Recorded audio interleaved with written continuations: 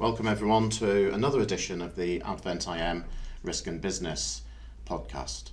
I'm joined today by some of my favourite consultants here at Advent IM, and I've got Peter Daniel.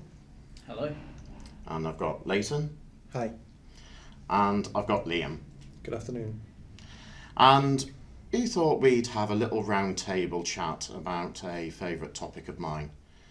So I got pulled up about this recently, or not so much pulled up, but really generated a lot of debate online at a webinar that I was speaking at. And the question I'd posed was, we all agree that security belongs at board level, but do we agree that security people belong on the board? So this is very much one of those, this is what I'm asking, hey, discuss. What do you think, guys?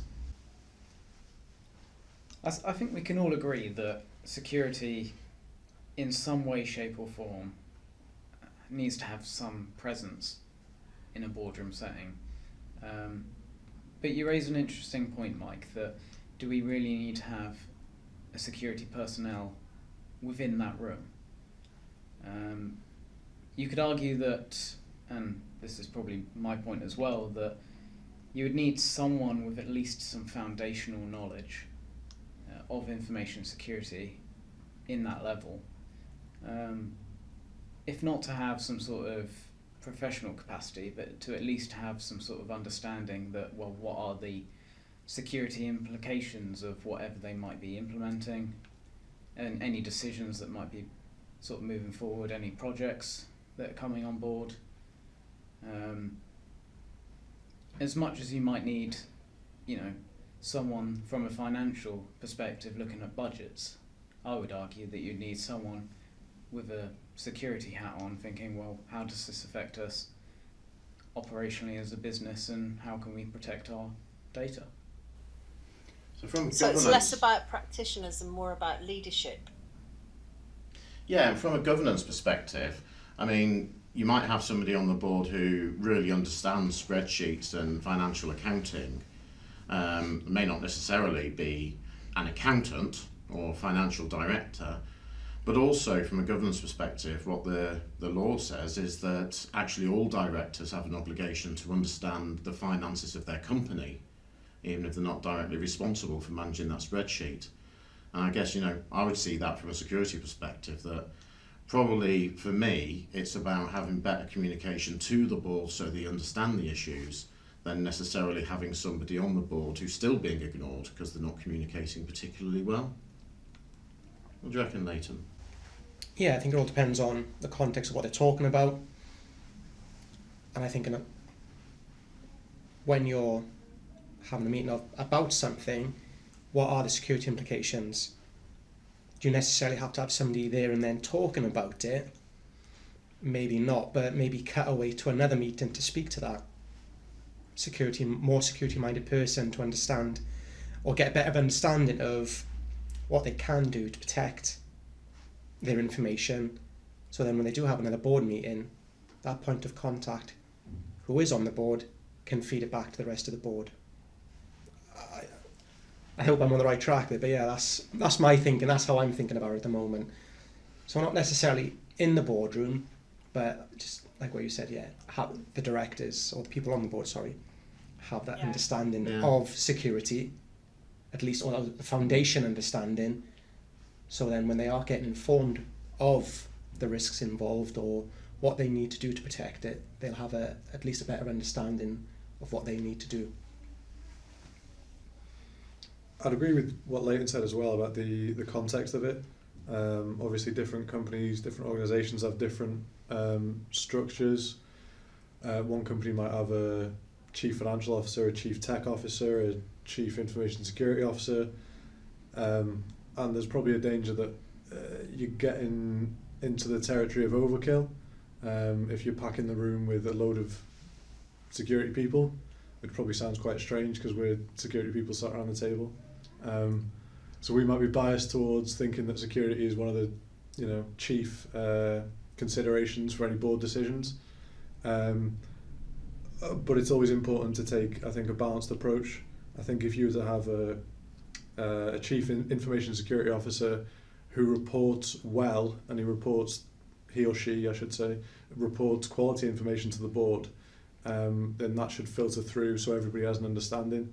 You don't necessarily need a web developer or a first line technician, if you like, in the room. But if your CISO is doing what they should be doing, I think that would be enough. Yeah, I think something similar. I think that if risk is being reduced as a result of those communications and as a result of those meetings, then you've got the appropriate person in the room. I think if there is mixed messages or difficulty in communication because perhaps the language is too technical or the presentation is too difficult for a board to understand, then it actually just heightens the disconnection rather than closes it. So I think if you've got the right person communicating in the right way at the right level with the right people, they don't necessarily need to be a security person per se. They just need to be able to communicate effectively at the right level about it. I guess it's one of those things, isn't it? In board meetings, is it going to be a case of it's too many cooks spoil the broth sort of thing? That you have too many people on the board, too many people giving their opinion, giving their influence. So I guess, are we really asking the right question here? And in my mind, what I'm thinking is, do we want someone in that InfoSec position as a decision maker? Because that's what I would see the board as being, as those that make the decisions, those that drive change. I'm not saying that security shouldn't be part of that change, but what I'm saying is, do they need to have a seat at that table? Or could they just be feeding into those decisions from elsewhere? And I think that's a lot of what we've seen over the last few years are that the decisions are being made at the board level, but they're being made by that technical person or that security person, not by the board. And so I don't personally feel as though security risk has become better understood at the board. It's just there's almost we've got a director that takes care of that now, so we definitely don't need to understand any of it. I think there's always going to be a gap in the technical understanding of a board member and a chief technical officer or a chief information security officer. I'd agree with what Ellie said. It's at that point it's about leadership. So the board don't necessarily need to know that you've got this this new box there's going to a new firewall or whatever it might be, but it's how the C-suite executives, probably if they're attending board meetings, how do they bridge the gap in technical understanding? So it comes down to leadership and communication at that point, I think. Yeah, I would go with that.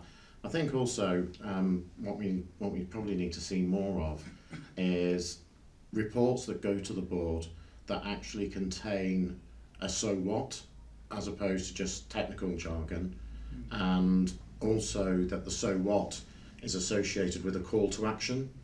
So we're laying out the implications of these security issues or these security risks.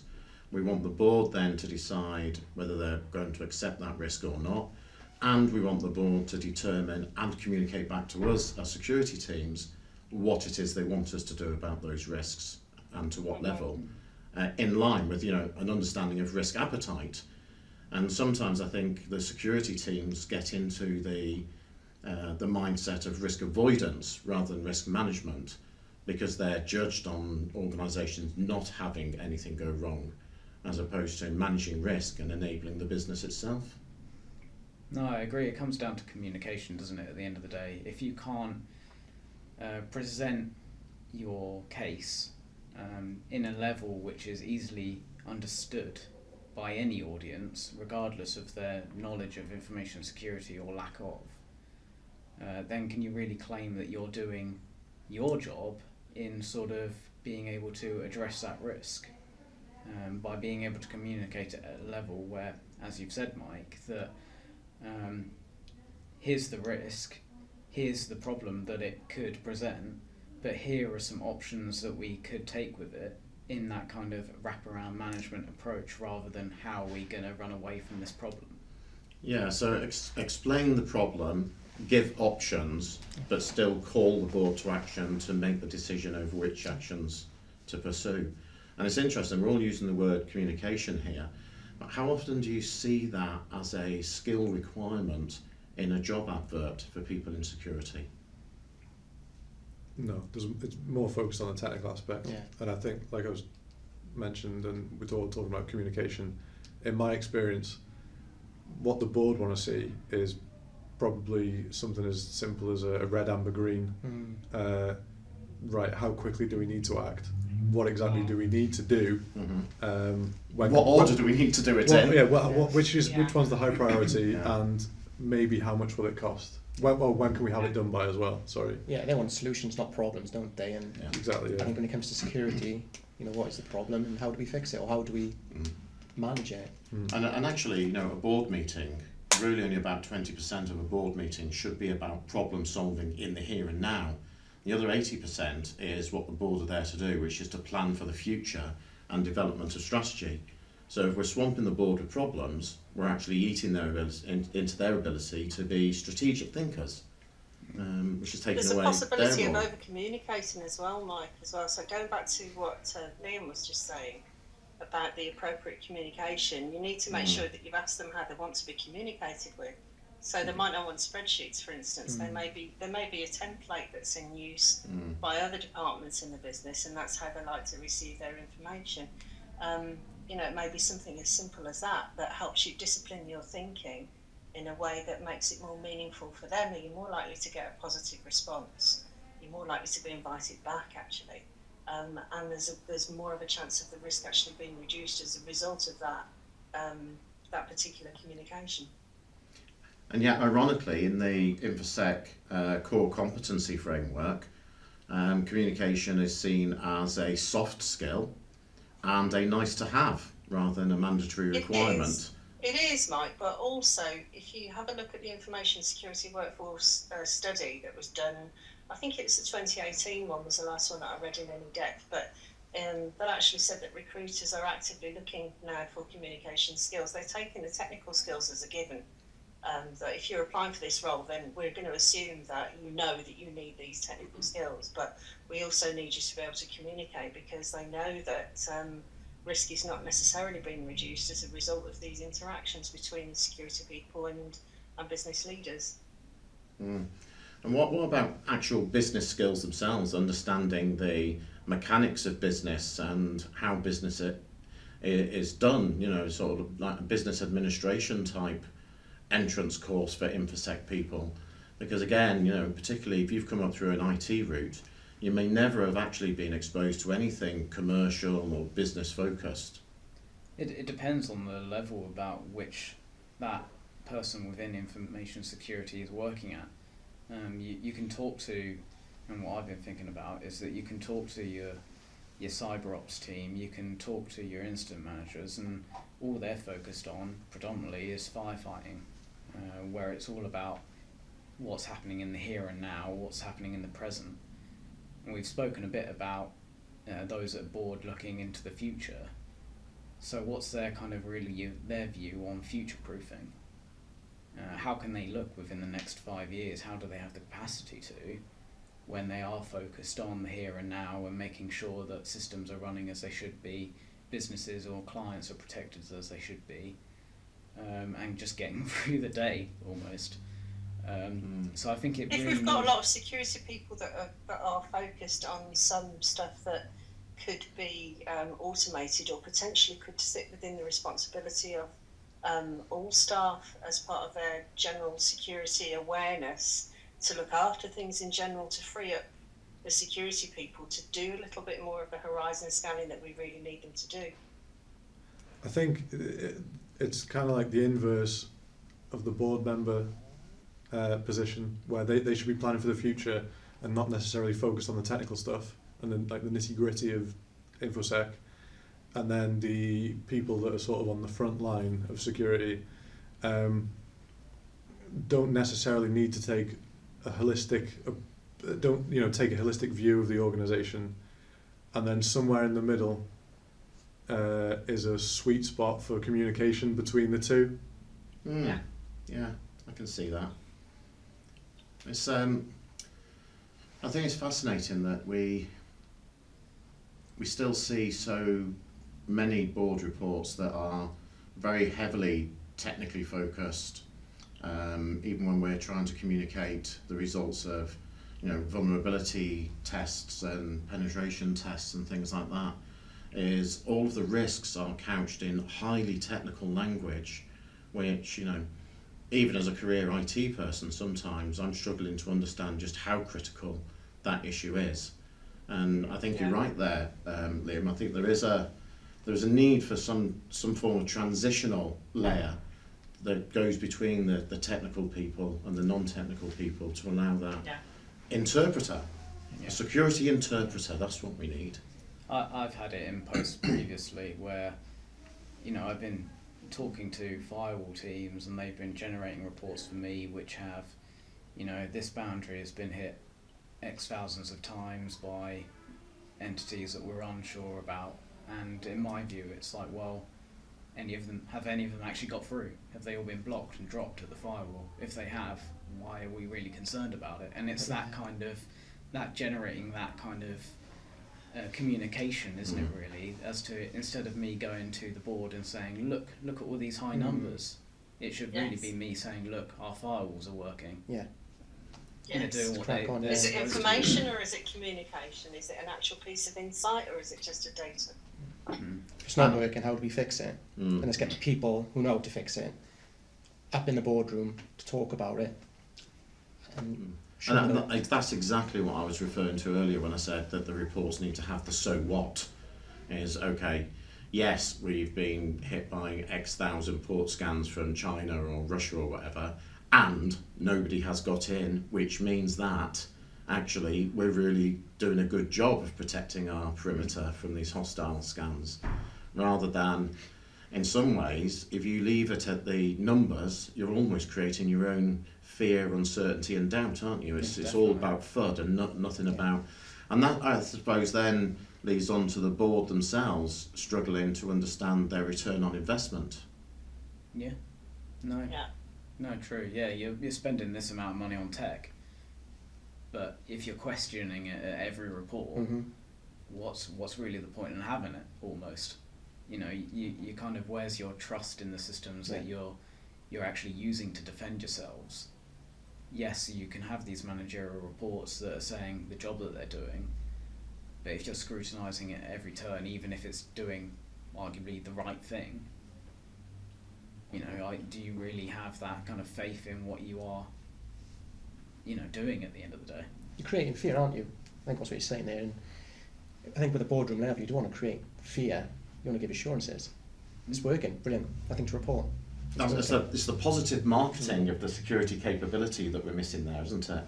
And so the only time you get seen by the board is when you're coming to them with a problem, as opposed to look at all the good stuff we're doing, look at all the things we've prevented, which is the health and safety mindset now, which is look at how many days we've gone without an incident, rather than only ever being seen by the board when you've got an accident book in your hand. But is that how security want to be seen?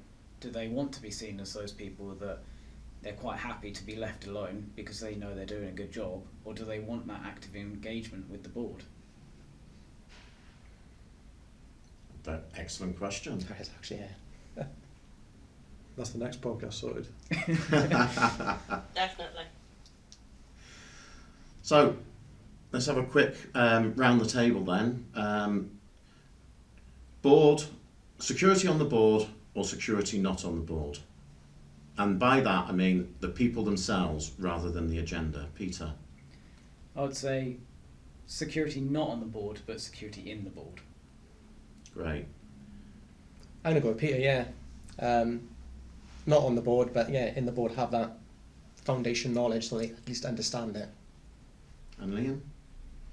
Yeah, I think we're all in consensus. I think security need to communicate effectively with the board. I think that's the key takeaway for me. Well, there you have it from the Advent IM crew. Security not on the board, but most definitely in the board. This has been the Advent IM Risk and Business podcast. Thanks very much for listening. Get in touch if you've enjoyed it, or if there are any particular topics you think we should be covering, then why don't you ping us? You can find us on Twitter, on LinkedIn, and pretty much every social media platform. Till next time, take care. Thank you.